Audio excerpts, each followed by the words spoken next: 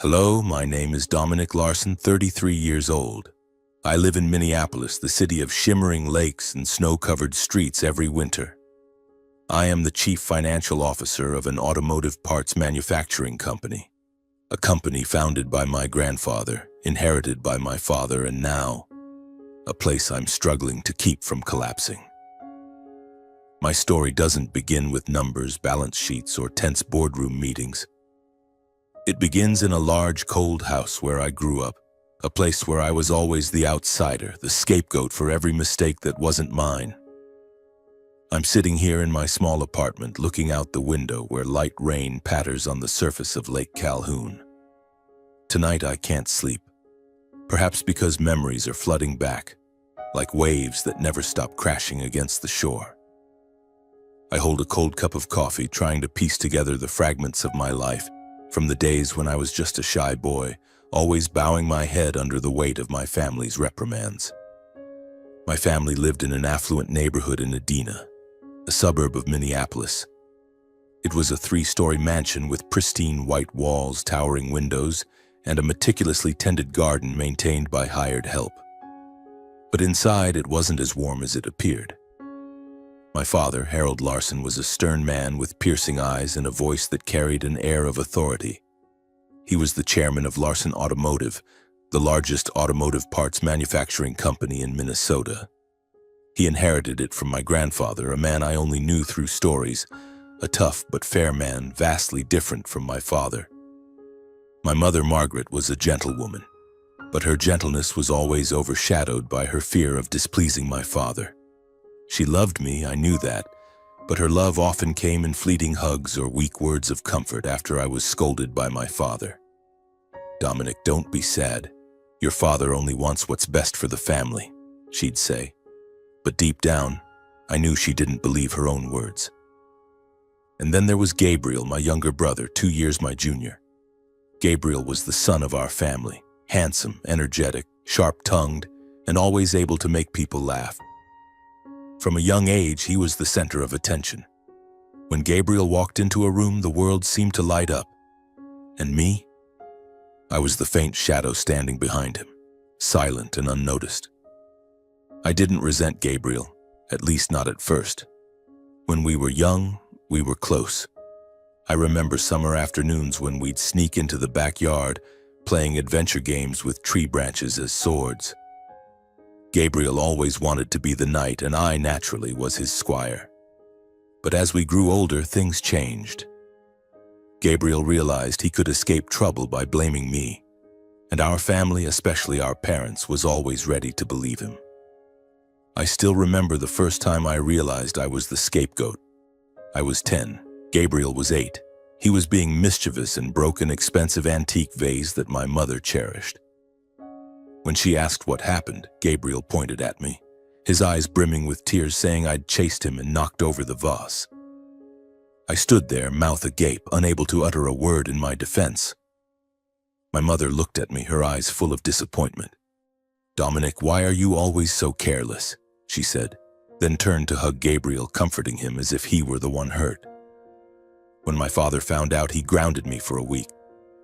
I sat in my room, staring out the window, feeling a nameless resentment swelling in my chest. But I didn't cry. I don't know why, but I learned to swallow my pain early on. Incidents like that kept repeating year after year. When Gabriel wrecked the family's first car at 15, he claimed I'd driven it recklessly and damaged the engine. My father believed him without even asking me. He berated me in front of the whole family, calling me irresponsible and an embarrassment to the family. I stood there, fists clenched, trying to stay calm. I wanted to scream that I didn't even have a driver's license, that I hadn't touched the car, but I didn't. I was afraid of making things worse, afraid of my father's anger, afraid of seeing that disappointed look in my mother's eyes again. I grew up in silence. I learned to avoid arguments, to bow my head and take the blame, even when it wasn't mine. I became shy, withdrawn, always striving to do everything perfectly so no one could find fault with me. I studied hard, earned high grades in school, but those achievements were never noticed. When I brought home a report card full of A's, my father would glance at it and say, "Good, but don't get complacent." Meanwhile, if Gabriel managed a C, the whole family threw a celebration. "He has a knack for business, he doesn't need to study too much," my father would say, his eyes beaming with pride as he looked at Gabriel. I wasn't jealous of Gabriel, honestly. I just wanted to be seen, to be acknowledged, even once. But that never happened. My mother sometimes tried to make up for it by buying me small gifts, like a book or a sweater. But those gifts couldn't fill the void in my heart. I felt like an invisible person in my own home. When I went to college, I chose to major in finance, partly because I loved numbers. They were logical, clear, and didn't judge, and partly because I hoped one day I could prove my worth to my family. I studied at the University of Minnesota, not far from home, but I deliberately lived in the dorms to avoid returning home too often. Those college years were the freest time of my life. I had good friends who knew nothing about my family, who didn't compare me to Gabriel. They liked me for who I was, a kind, hard-working Dominic, always ready to help. I graduated with honors, top of the finance department. On graduation day, I nervously invited my parents to the ceremony. I thought this time they'd be proud of me. But my father was busy with a meeting and my mother had to take Gabriel to meet a business partner. Only my Uncle Thomas, my father's younger brother, showed up. He patted my shoulder, smiling brightly. "You did great, Dominic. Your grandfather would be so proud." His words were the only light in that day, but they also made me realize my family would never change. After graduation, I received a job offer from a major financial firm in Chicago. It was a chance to start a new life, to step out from my family's shadow. But then my father called me back, saying the family company needed me. "Dominic, you're good with finance. Come help me, this is our family's legacy," he said, his voice full of authority. I hesitated. I knew returning home meant stepping back into the old cycle, but a part of me still craved my parents' approval. I wanted to prove I was valuable, that I wasn't the useless person they thought I was. So I turned down the Chicago offer and returned to Minneapolis to become the chief financial officer of Larson Automotive. I joined the company hoping this time things would be different, but I was wrong. The old cycle didn't just return, it pulled me in deeper with conflicts, blame, and pain I couldn't have foreseen. I still remember my first day stepping into the Larson Automotive office, my heart pounding like a schoolboy about to give a presentation in front of the class. The company's headquarters stood in downtown Minneapolis, a gleaming structure of glass and steel shimmering under the sunlight, with the Larson logo prominently etched above the entrance. I wore a new suit, my tie knotted so tightly it made breathing slightly difficult, and carried a briefcase filled with ideas I'd prepared for weeks. I had studied every financial report from the past 3 years, analyzed every figure, period, every line of expenditure, and devised a plan to improve operational efficiency. I wanted to prove I wasn't just Dominic, the clumsy eldest son, as my family often thought. I wanted them to see me, truly see me. But the moment I walked through the glass doors, I felt that familiar chill. My father, Harold, was seated in the large conference room, surrounded by long-serving executives, middle-aged men with sharp eyes and forced smiles. "Dominic, you're here," my father said, his voice dry, devoid of warmth. "Sit down. We're discussing the expansion plan for the Michigan plant." I nodded, forcing a smile, but no one in the room looked at me for more than a second. I felt like an uninvited guest, even though this was my family's company. In those early days, I threw myself into work like a soldier on the battlefield. I reviewed the company's entire financial system, uncovering unnecessary expenses, overpriced supplier contracts, and gaps in the auditing process. I worked late into the night, often the last to leave the office, with fluorescent lights illuminating the dancing numbers on my computer screen. After 3 months, I proposed a financial restructuring plan, cutting 15% of operating costs by renegotiating supplier contracts, optimizing production processes, and investing in modern management software. I presented the plan at a board meeting, my voice trembling but resolute. If we do this, the company could save millions of dollars annually, I concluded, scanning the table, hoping for a nod, a word of praise, or anything. But my father crossed his arms, frowning. Dominic, you're too cautious. This company needs bold moves, not petty numbers. The other executives nodded, some chuckling. My face burned as if I'd been slapped in front of everyone. But father, these numbers aren't petty, I tried to argue, my voice faltering. We can stabilize cash flow and reduce long-term risks. My father waved his hand dismissively. Let Gabriel handle the big picture, just do your part well. And with that, the meeting ended, my plan cast aside like a discarded draft. Months passed, and when I was 28, Gabriel, my younger brother, with his radiant smile and confident demeanor, was appointed CEO by our father. He was only 26 with no significant contributions to the company. More accurately, he had caused losses in several projects he spearheaded. But Gabriel believed our father had a vision and the charisma the company needed. I don't deny Gabriel's charisma, but I can't deny that Gabriel had charisma. He could command a room's attention when talking about grand ideas like expanding production internationally or investing in new technology. The problem was that Gabriel's ideas often lacked practicality. Once he proposed building a new factory in China without a concrete financial plan. Another time, he signed a contract with a partner without thoroughly vetting their credit history, costing the company nearly $5 million. And whenever his decisions failed, somehow the blame always fell on me. Once Gabriel signed a major contract with a distributor in California without consulting me. The contract required the company to advance millions of dollars, but the distributor failed to deliver on time, causing heavy losses. In the next meeting, Gabriel stood up, pointing at me in front of the board. Dominic, you're the CFO. Why didn't you catch this issue early on? I was stunned, unable to believe my ears. Gabriel, you never sent me that contract to review, I replied, trying to stay calm. But father cut in. Dominic, don't shift blame. You need to be more proactive. The other executives looked at me, their eyes full of skepticism. I felt like I'd been pushed into a deep pit with no way out. Incidents like these kept happening. I worked tirelessly, fixing Gabriel's mistakes, patching up the financial holes he left behind. I'd improved cash flow, ensured timely debt payments, and even successfully negotiated with the bank to lower interest rates on our loans I had taken out.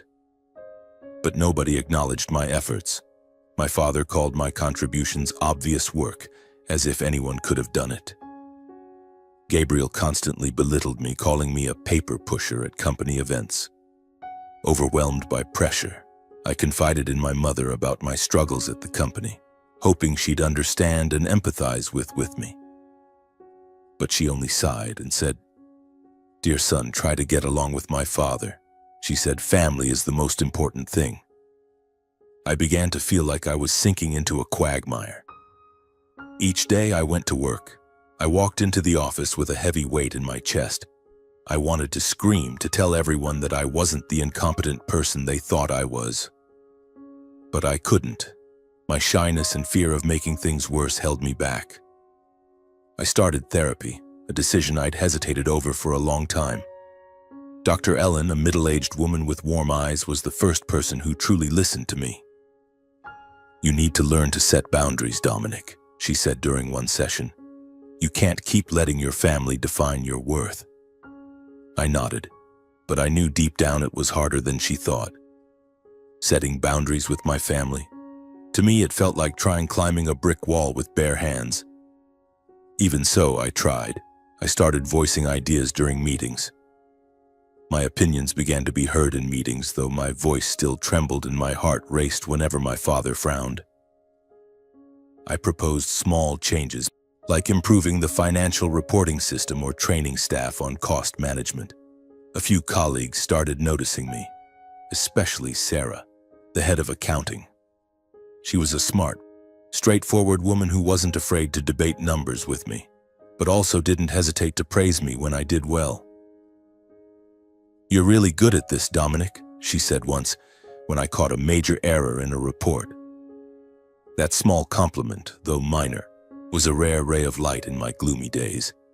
But those rays weren't enough to dispel the darkness. My father grew harsher. During one meeting, when I presented the financial risks of one of Gabriel's risky projects, he interrupted me. "You're always worrying too much, Dominic," he said. "If you had half of Gabriel's boldness, this company would be much further along." Those words cut like a knife. I sat down, my throat tightening. Gabriel, sitting across from me, smirked. I knew he was relishing the moment. The pain grew, but I didn't give up. I told myself that if I kept trying, if I could prove my worth, one day my father would see me differently. My mother would smile at me, not with pity. Gabriel would stop using me as a punching bag for his frustrations. I clung to that hope, though it grew increasingly fragile. But then one day, everything changed. It was a crisp October morning when the air in Minneapolis turned biting cold, and golden leaves drifted across the streets on my way to the office. I walked into the company as usual, clutching a steaming cup of coffee and a long to-do list. But that day, the atmosphere in the office was different. Employees whispered among themselves, their eyes filled with unease.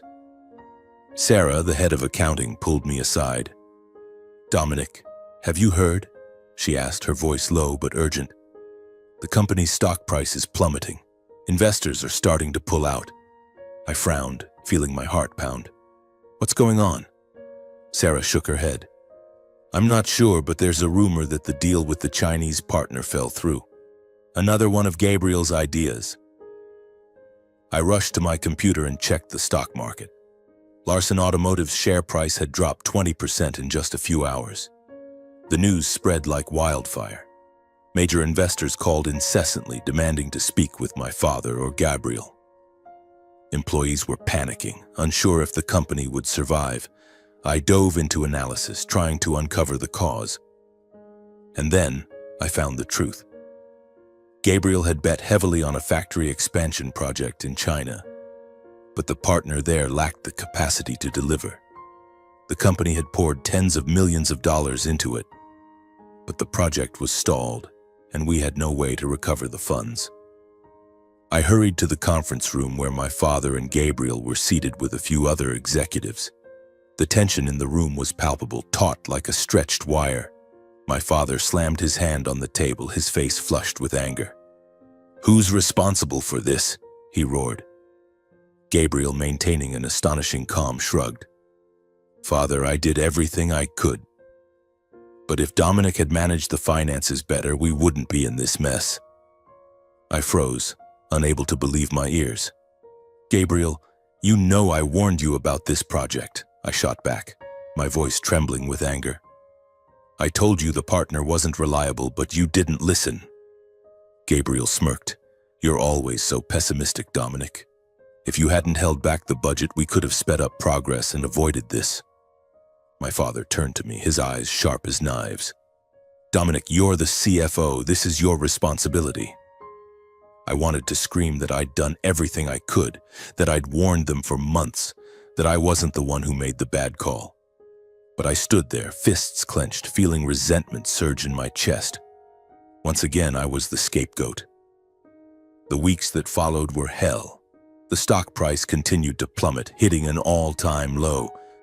The bank tightened our loans, demanding early repayments.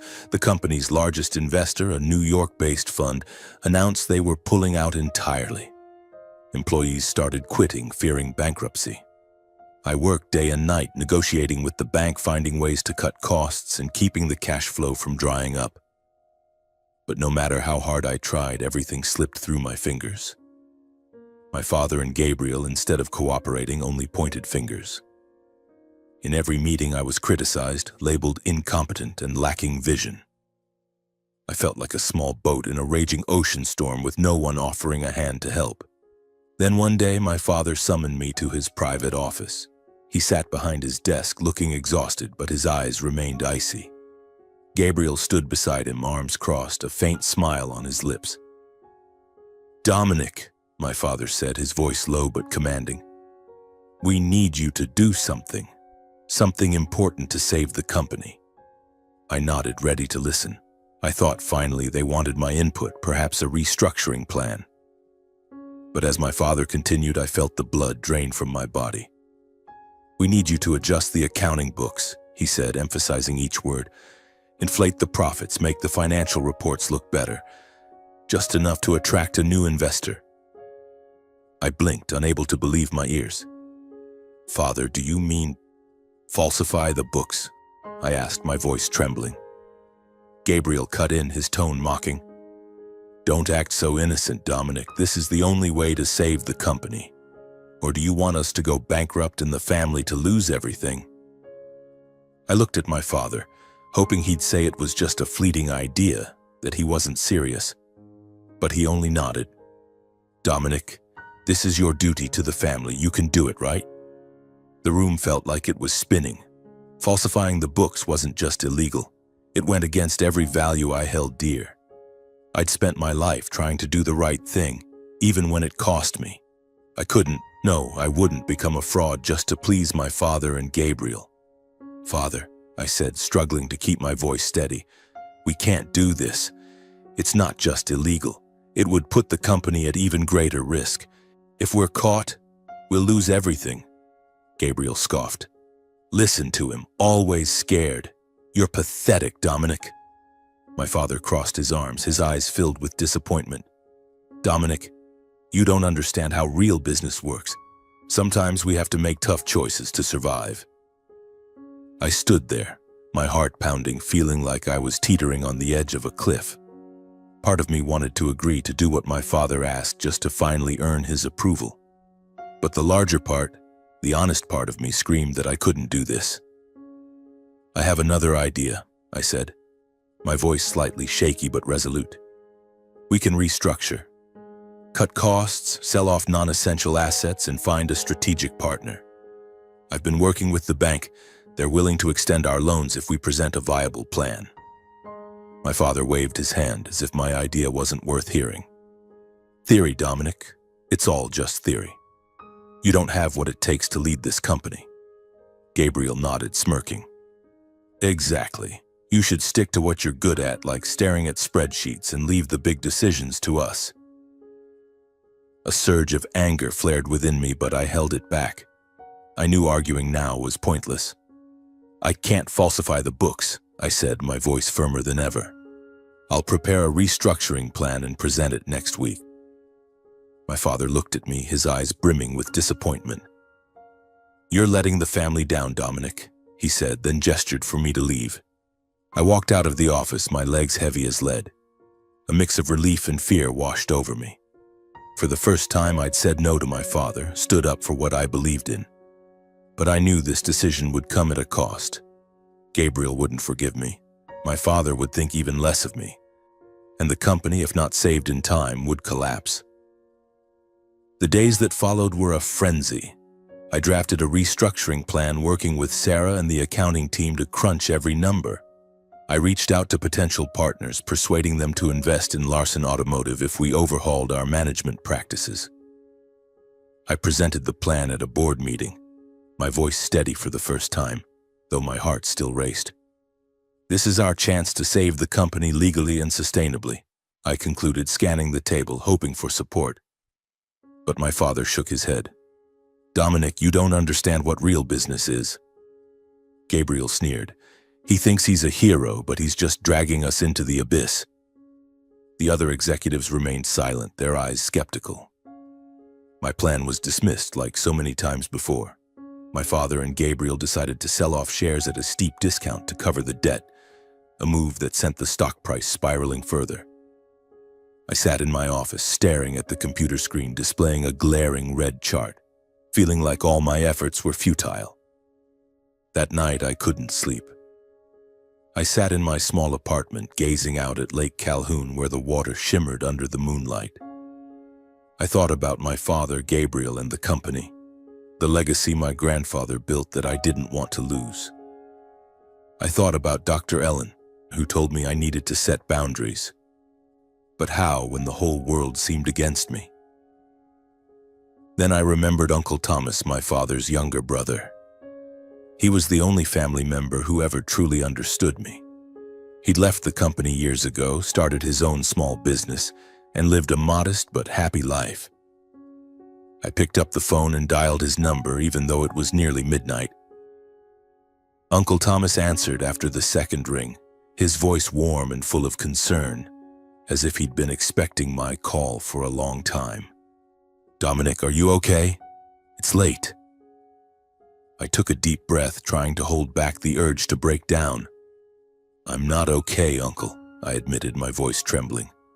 "Everything at the company is falling apart, and Father and Gabriel, they want me to do something I can't." I poured out everything. About the financial crisis, the demand to falsify the books, my rejected restructuring plan, and the feeling of being trapped in my own family. Uncle listened without interrupting, occasionally letting out a soft to let me know he was still there. When I finished, we sat in silence for a moment.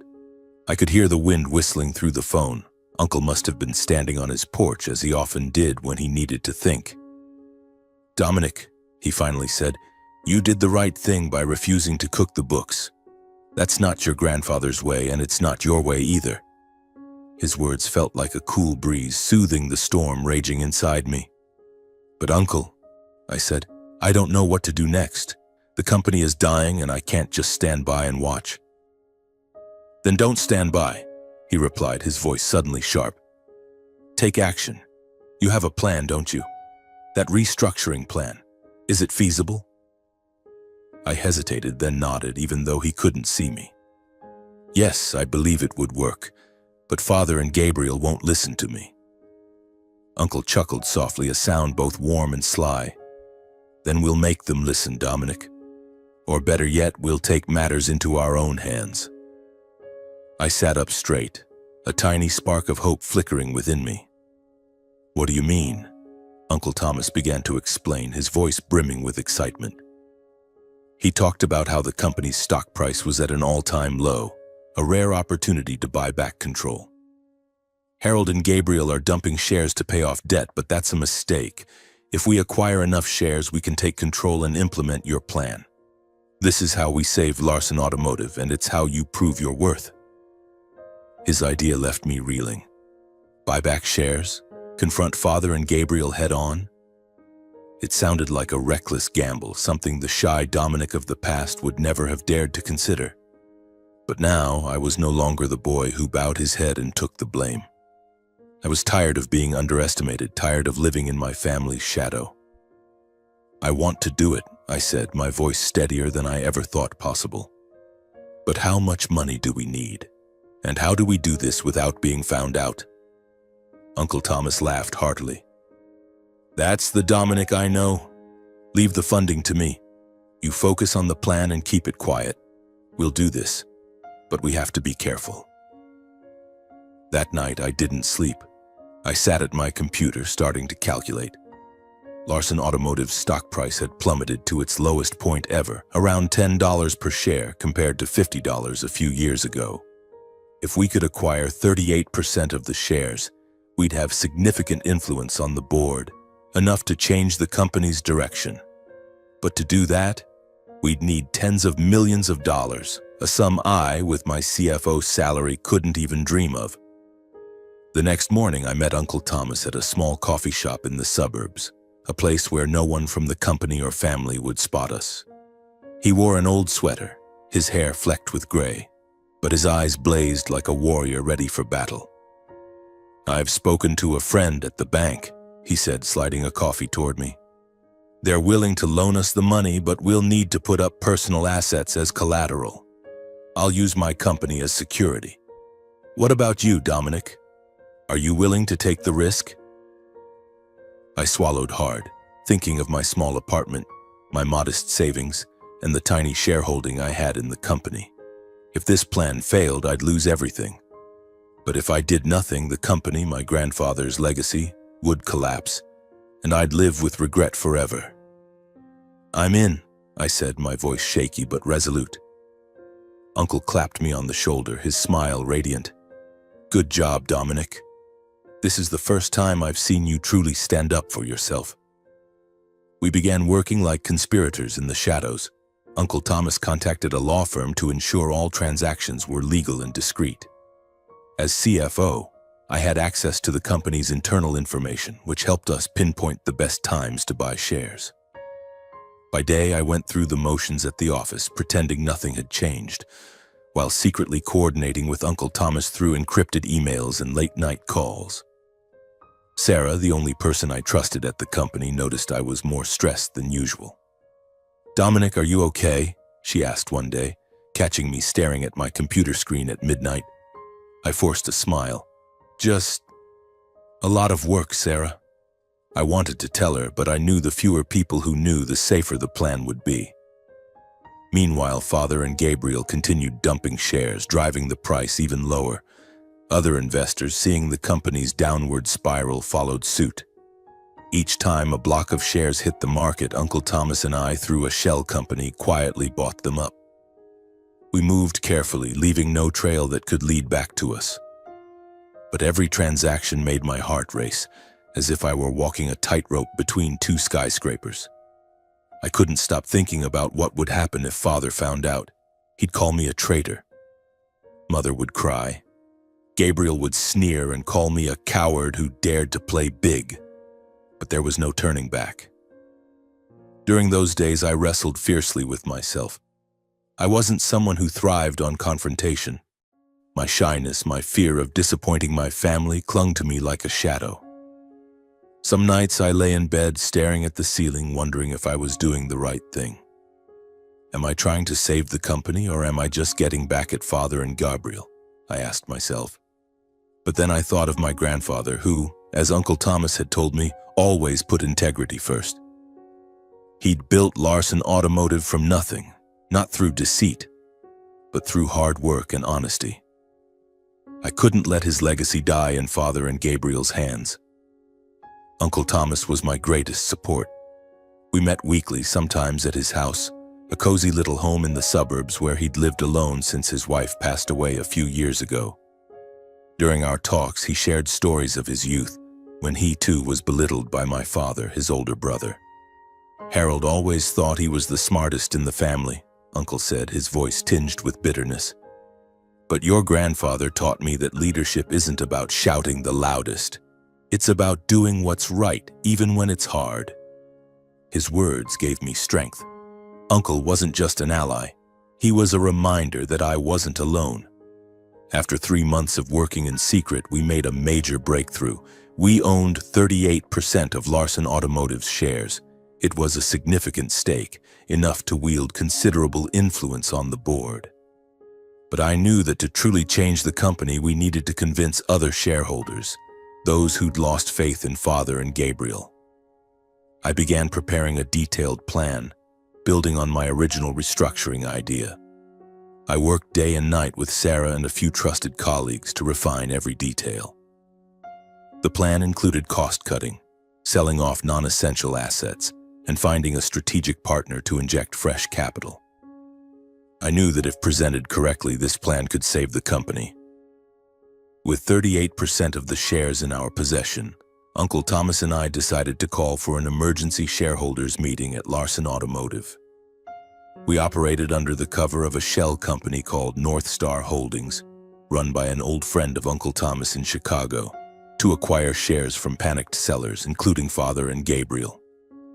This ensured our plan to amass shares went smoothly, leaving no trace until we were ready to reveal ourselves. Every transaction felt like a step on thin ice, my heart pounding each time North Star Holdings acquired another block of shares. We knew that if we were discovered too soon, everything would collapse before we could act. On the day of the emergency shareholders meeting, I stood in front of the mirror in my small apartment, adjusting my tie, trying to hide my trembling hands. The navy blue suit I wore was the same one I'd worn on my first day at Larson Automotive. A day filled with hope that I could change how my family saw me. Now that illusion was gone. Today I wasn't there to please anyone. I was there to save the company and to save myself. Uncle Thomas met me in the company building's lobby, his eyes gleaming with a resolve I'd never had. He wore a simple suit, his silver-flecked hair neatly combed, but his confidence radiated, making me feel like I had a seasoned soldier by my side. "You ready, Dominic?" he asked, placing a hand on my shoulder, a touch both warm and empowering. I took a deep breath, my heart racing. "I'm not sure, Uncle," I admitted, my voice slightly shaky. "But I know I have to do this." He smiled, a warm but determined smile. "You don't need to be sure. You just need to believe in yourself. I'm here with you." We walked into the large conference room where shareholders were already gathering. The atmosphere was tense, like the calm before a storm, as if the entire room was holding its breath for an explosion. Familiar faces filled the space. Longtime executives with cold, sharp eyes, representatives from investment funds with anxious expressions, and a few curious smaller shareholders looking around. My father, Harold, sat at the head of the table, his face stern, his eyes cutting like knives. Gabriel stood beside him, arms crossed, his usual faint smile on his lips, but I noticed a hint of unease in the way he shifted his weight, as if he sensed something was amiss. When Father saw Uncle Thomas enter with me, his eyebrows shot up, a flicker of surprise in his eyes. "Thomas," he said, his voice low but laced with suspicion. "What are you doing here?" Gabriel turned, his faint smile twisting into a sneer. "Dominic, what's this? You brought Uncle to convince everyone you're not a failure?" Gabriel's words cut like a knife, but I stayed silent, refusing to let my emotions take over. Father looked at me, then at Uncle Thomas, his eyes narrowing. "This is a shareholders' meeting, not a family reunion," he said coldly. "If you're here to support Dominic, you're wasting your time." Anger surged in my chest, but Uncle Thomas placed a hand on my shoulder, signaling me to stay calm. He smiled, a calm but calculated smile. "Harold, I'm not just here to support Dominic," he said, his voice steady and clear. "I'm here as a shareholder, and I have a right to be at this meeting." The room fell silent, as if no one dared to breathe. Father stiffened, his gaze shifting from Uncle Thomas to me as if trying to piece together a puzzle. Gabriel let out a laugh, but it was hollow, unnatural. "Shareholder? Uncle, you left the company years ago. You don't have any stake here." Uncle Thomas didn't respond immediately. Instead, he pulled a stack of documents from his briefcase and placed them on the table with an air of authority. "Dominic and I, through North Star Holdings, own 38% of Larson Automotive's shares," he declared, his voice resonating through the room. "We are the ones who called for this meeting to discuss the company's future." The room erupted in murmurs. Father stood abruptly, his face flushed, his fists clenched. "North Star Holdings? Thomas, you're behind this? And Dominic, you're part of it? You dare scheme behind my back?" Gabriel stepped forward, pointing at my face, his eyes blazing with anger. "Who do you think you are, Dominic? A coward like you dares to play this game?" My heart pounded, but this time I didn't bow my head. "Gabriel," I said, meeting his gaze, my voice trembling but firm, "I'm not scheming. I'm trying to save the company. Grandfather's legacy, but to do that, we need change." Father slammed the table, his voice nearly a shout. "Change? You call betraying your family change? You and Thomas are trying to steal the company." I felt suffocated, but Uncle Thomas signaled for me to continue. I stood, clutching the restructuring plan that Sarah and I had worked on tirelessly. "Dear shareholders," I began, my voice shaky for the first few seconds, but as I spoke, I felt confidence rising from deep within. "Larson Automotive is on the brink of bankruptcy. Our stock price has dropped over 80% in just a few months. Investors are pulling out. The bank is tightening our loans, but I believe the company can be saved if we act now." I laid out my plan step by step. I spoke about cutting costs, selling off non-essential assets like the old Ohio factory, and negotiating with a strategic partner in Germany I'd been in contact with. A company willing to invest if we could prove our ability to recover. I presented specific figures, charts Sarah had helped me prepare, and analyses showing that, if executed correctly, the company could return to growth within 2 years. I spoke with complete sincerity, not hiding the company's dire situation, but also not letting go of hope. When I finished, the room fell silent for a moment. A few shareholders nodded, their eyes reflecting cautious approval. But Father wouldn't let it go. He stood, his voice icy. "Dominic, what are you doing? You think you can stand here, defy me and your brother, and steal the company?" The word steal stabbed at my chest. "Father," I replied, struggling to keep my voice steady, "I'm not trying to steal anything. I'm trying to save the company, grandfather's legacy, but to do that, we need change. You and Gabriel have made decisions that brought us to this point. I can't stand by and watch anymore." Gabriel jumped in, his voice dripping with anger. "You're a coward, Dominic. You think you're smarter than all of us? You're just a number cruncher who's never dared to take a risk." His words stung like needles, but this time I didn't back down.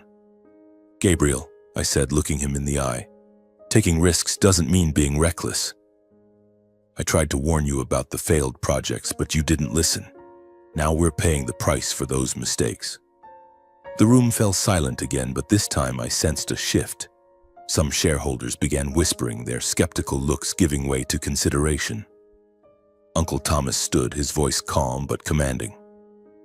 "We propose removing Harold Larson as chairman of the board and Gabriel Larson as CEO. I nominate myself as interim chairman and Dominic as CEO. We are committed to implementing this restructuring plan to put Larson Automotive back on track." A wave of murmurs swept through the room. Father slammed the table, his face red with fury. "This is betrayal. Dominic, you're destroying the family." My heart tightened. "Father," I said, my voice choked, "I'm doing this for the company, for grandfather's legacy, and for the employees who trust us. I don't want to destroy the family, but I can't let the company collapse." Gabriel stepped forward, pointing at my face. "You'll regret this, Dominic. You think you can run the company? You'll fail, and when you do, don't expect the family to forgive you." I met his gaze, seeing his anger, but also a flicker of fear. For the first time, Gabriel knew he'd lost control, and I wasn't the one backing down. The vote took place immediately after. I sat there, my heart pounding, clutching the plan like a lifeline. Shareholders raised their hands one by one. Some supported Father and Gabriel, but the majority, those who'd lost faith in their leadership, sided with us. When the results were announced, I could hardly believe my ears. 62% of shareholders voted to remove Father and Gabriel. Uncle Thomas was elected interim chairman, and I, Dominic Larson, once called useless, one became CEO. Father stood, his eyes filled with pain and anger. "You'll pay for this, Dominic," he said, then stormed out of the room without looking back. Gabriel followed, but before leaving, he paused, giving me a bitter smile. "Congratulations, big brother, but you'll soon realize you're not up to it." The conference room door slammed shut, and I felt like the world had just collapsed beneath my feet. The conference room suddenly felt stifling, despite the scattered whispers and hesitant applause from the shareholders. Uncle Thomas placed a hand on my shoulder, his voice warm and steady. "You did well, Dominic," but I didn't feel victorious. My heart was heavy, as if I'd just lost something irreplaceable. I had gained control of Larson Automotive, but at the cost of an irreparable rift with my father and Gabriel. When I returned to my apartment that night, a message from my mother lit up my phone screen. "Dominic, how could you do this to your father and brother? You're tearing the family apart." I read it over and over, tears streaming down my cheeks. I wanted to call her, to explain that I was only trying to save the company, to preserve my grandfather's legacy, but I knew she wouldn't listen. Not now. In the days that followed, I stepped into the role of CEO with a mix of determination and fear. Gabriel's old office was now mine, but I felt uneasy sitting behind the massive desk. Each morning I entered the company, sensing the employees' gazes, some curious, some skeptical, and some, like Sarah, quietly trusting. "You've got this, Dominic," Sarah said during a team meeting when I presented the restructuring plan. "We believe in you." Her encouragement was a ray of light, but the weight of pressure on my shoulders didn't ease. I began implementing the restructuring plan immediately. First, I worked with the bank to renegotiate our debt, convincing them to extend repayment terms by presenting my detailed plan.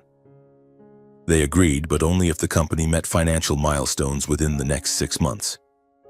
Next, I sold the old Ohio factory, a non-profitable asset, and used the proceeds to pay down debt.